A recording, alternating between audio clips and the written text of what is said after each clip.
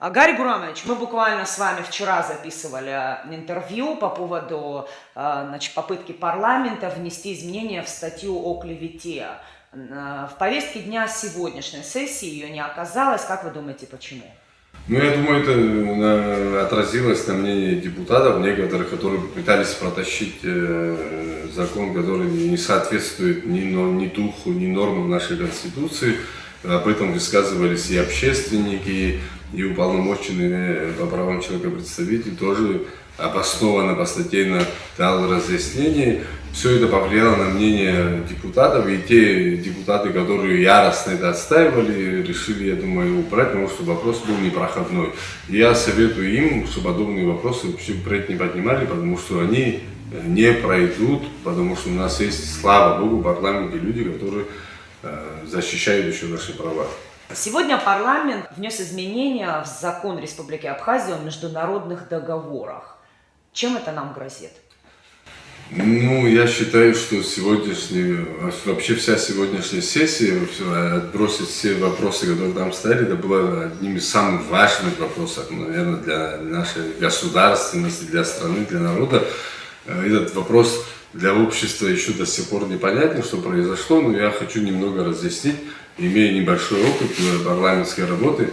Этот вопрос касается ограничения полномочий президента. Мы сегодня депутаты, народно избранные депутаты, ограничили президента в его полномочиях. Он с сегодняшнего дня теперь не может подписать какие-либо межгосударственные договоры, не могут министры подписать межведомственные соглашения без того, что согласуют это с парламентом. То есть эта инициатива исходит из-за чего? Из-за того, что ему не доверяет, можно сказать, его же парламент. Потому что парламент был, мы понимаем, как он был выбран, мы можем даже об этом поговорить, что это было под давлением административного ресурса, финансированием. Аслан Бжания считает, что он провел свой парламент. В итоге этот же его парламент, как он считает, так как там мало оппозиционных депутатов, выразил ему недоверие в большинстве. И вообще не то, что в большинстве, а все присутствующие проголосовали за это. 32 человека проголосовали за эту поправку, что означает о огромном недоверии к президенту. Почему это произошло? Потому что вследствие всех событий, которые были до этого, это вопрос Пицунды, который он подписал в тайне от общества, в тайне от парламента, потом уже как факт принес парламент, и им пришлось за это отдуваться.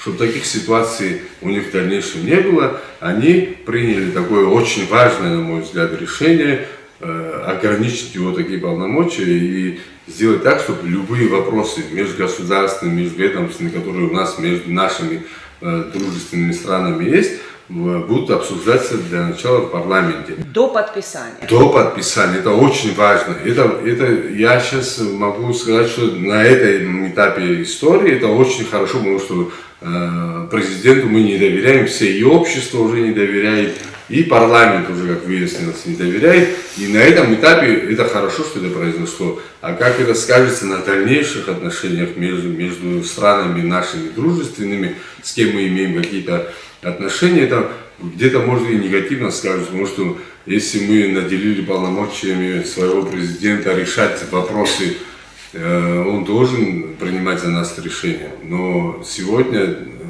они его ограничили в связи с недоверием. Спустя 4 года парламент понял, что нельзя этому человеку доверять, и в этом ключе они приняли такое решение. Для Аслана Бжания это вообще смерти подобно. После таких решений, если он вообще хотя бы немного уважает и любит свою страну, он должен сложить свои полномочия. У него другого шанса вообще на дальнейшее властвование у него нет.